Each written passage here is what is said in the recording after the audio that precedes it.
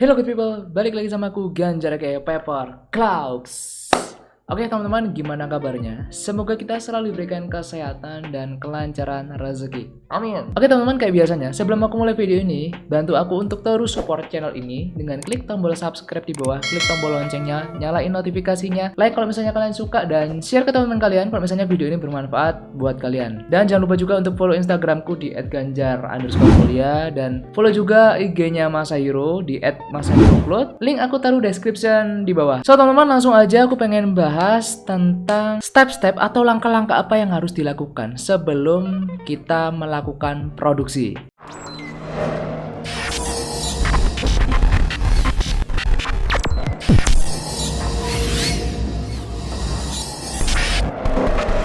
Oke teman-teman, jadi sebenarnya aku agak sedikit kaget gitu ya pas lihat dari kalian ada yang DM dan nggak satu atau dua orang yang DM hal yang seperti ini. Jadi banyak yang DM, ada mungkin lebih dari 5 orang dalam sebulan kemarin itu. Ternyata banyak dari kalian yang bikin produk terutama untuk clothingan itu nggak tahu mau diapain clothingannya. Itu agak lucu sih. Ya lucu aja gitu loh. Apa aku dulu yang mungkin keseringan mikir yang terlalu berat-berat gitu kan, jadinya ketika aku mau bikin apa-apa itu harus riset-riset dulu, harus cari-cari info dulu dan lain-lain. Tapi ternyata ada orang juga yang bikin produk itu asal bikin dulu gitu. Terus akhirnya dia tanya ke aku, "Mas, ini clothinganku mau digimanain?" Ya gimana gitu kan, aku ya bingung gitu loh, yang punya aja bingung apalagi aku gitu kan.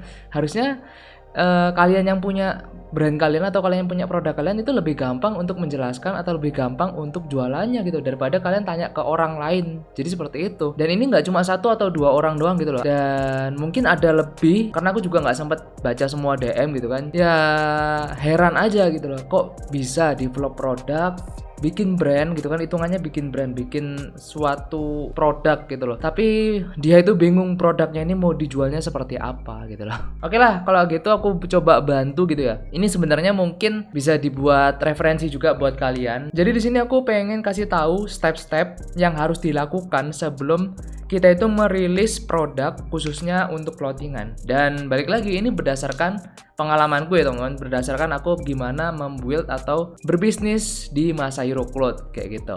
Oke, jadi poin yang pertama, tentukan konsep clothinganmu dulu. Poin yang pertama ini udah sempat aku notice, udah sempat aku sampaikan ratusan kali kalau misalnya di IG story, kalau misalnya ada yang tanya. Kemudian di YouTube juga udah pernah aku bahas. Aku ngomongin yang pertama dulu adalah konsep itu matengin dulu. Kalau udah matang baru bikin produk, baru riset. Kalau misalnya konsepmu masih ngambang gitu, masih cetek, mending kalian gali lagi nyariin konsep yang lain gitu. Tapi kelamaan Mas mikir konsep, aku maunya langsung jalan. Ya wes karepmu gitu loh, mau langsung kayak mau mikir kayak gitu ya udah, itu terserah kalian kayak gitu. Cuma di sini aku pengen ngasih tahu kalau misalnya di awal konsep itu sangat penting gitu. Orang yang mikir konsep terus eksekusi aja itu kadang masih ada yang nggak jalan gitu loh. Apalagi kalau misalnya kalian YOLO gitu kan, langsung bikin produk, langsung produksi kayak gitu, ya udah pasti udah gampang ketebak gitu loh. Misalnya nggak laku, kalian bingung gitu mau jualnya kayak gimana kan kayak gitu. Oke, lanjut poin nomor 2. Poin nomor 2 ada riset.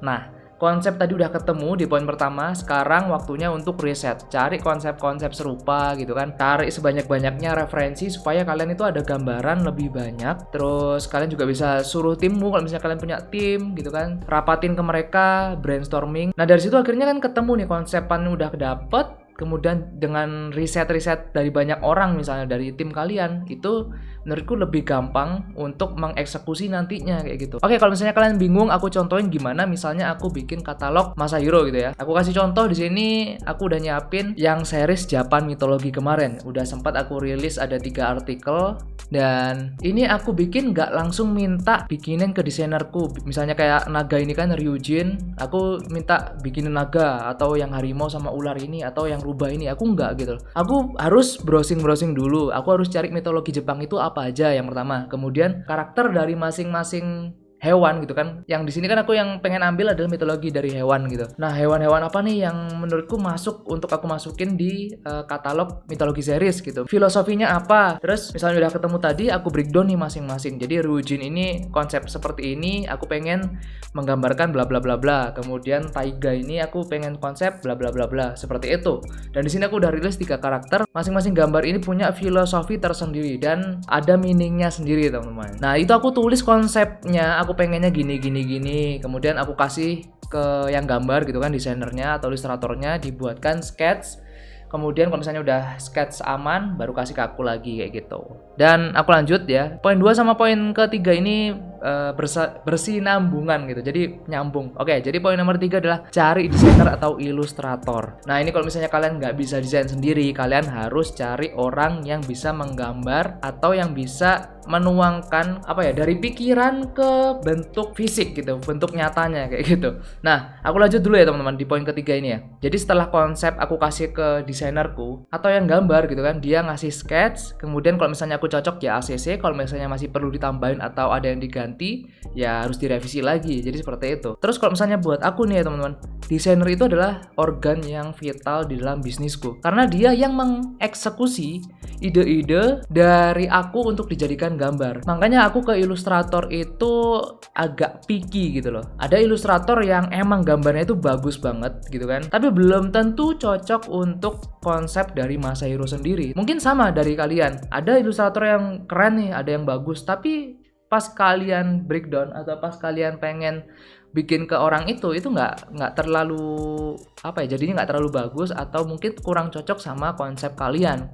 Dan itu nggak cuma aku aja yang ngalamin, ada beberapa orang atau beberapa brand yang aku tahu juga seperti itu. Makanya aku kalau misalnya udah cocok gitu kan, aku pasti bakalan balik lagi untuk bikin ke dia. Nah, tentunya juga kita perlu menimbang gitu kan antara budget yang kita punya sama hasilnya juga gitu. Jadi kalau misalnya kita nanti pengen hasilnya bagus gitu kan, ya kita cari ilustrator yang bagus juga, tapi juga kita harus lihat budget kita gitu. Kalau misalnya budget kita kecil atau budget kita sedikit, terus kita pengen hasil yang maksimal banget, terus tahu kalau misalnya orang itu rate-nya udah tinggi, ya kita sadar diri gitu loh. Nggak usah apa ya, nggak usah nego atau nggak usah nawar yang Afgan banget gitu loh, karena ya pasti nggak bakal digubris juga sama si ilustratornya. Jadi seperti itu. Oh ya, aku pengen nambahin juga buat kalian yang mungkin masih belum tahu gitu ya, atau yang masih baru untuk terjun di clothingan, kalau bisa misalnya kalian dari desainer atau kalian kalau misalnya pengen bikin desain sendiri, itu jangan kasih ke vendor format JPEG atau PNG, karena itu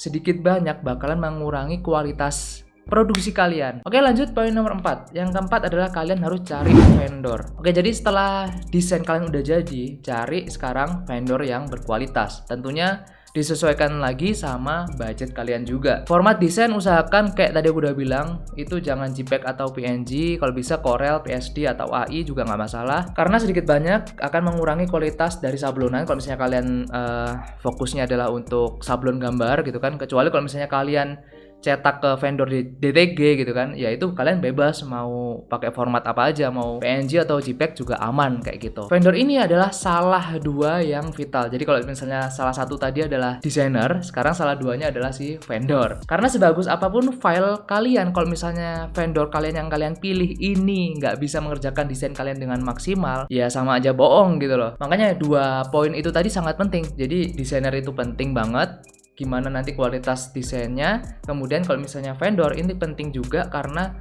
menentukan kualitas produksi kalian. Oke, lanjut poin nomor 5. Poin nomor 5 ada promosi, gimmick, endorse, dan sale. Nah, poin 5 ini bisa kalian pikirkan sambil nunggu produk kalian selesai diproduksi. Mikir gimana caranya promosi gitu kan, produk kalian yang udah kalian develop. Kalau misalnya kalian punya gimmick-gimmick supaya calon customer tertarik juga bisa dipikirkan saat itu juga. Atau mungkin kalian berpikir untuk produknya perlu di endorse gitu kan, kalian bisa cari endorser apa yang cocok untuk mempresentasikan produk kalian kalau misalnya emang butuh di endorse kayak gitu. Terus juga saat itu kalian juga bisa mikir gimana kalau misalnya amit-amit pas dijual ternyata katalog tersebut kurang laku di pasaran. Nah itu cara salesnya gimana supaya brand kalian itu nggak kelihatan brand diskonan. Oke teman-teman, itu tadi 5 poin yang bisa aku kasih, seenggaknya singkatnya gitu ya, step-step apa yang harus kalian lakukan sebelum selesai produksi gitu, sebelum produk kalian siap dijual. Jadi bisnis itu sebenarnya nggak sekedar produksi jual teman-teman. Banyak aspek yang ada di dalam suatu bisnis. Kayak tadi aku udah bilang, mulai dari research sampai promosi itu ada semua, dan itu semua harus dipikirkan. Dan kalau misalnya kalian tanya, "Mas, berarti susah ya bisnis?" Ya emang susah gitu loh. Siapa bilang jadi pebisnis itu gampang gitu kan? Makanya kalau misalnya kalian nggak pengen susah-susah, nggak pengen pusing, ya jangan jadi pebisnis gitu loh. Kalian kerja ikut orang udah aman gitu. Kalian tinggal mengerjakan task yang ada atau task yang dikasih sama bos kalian, ya udah selesai kayak gitu. Kalau misalnya kalian emang pengen jadi pebisnis atau usaha sendiri, ya kalian harus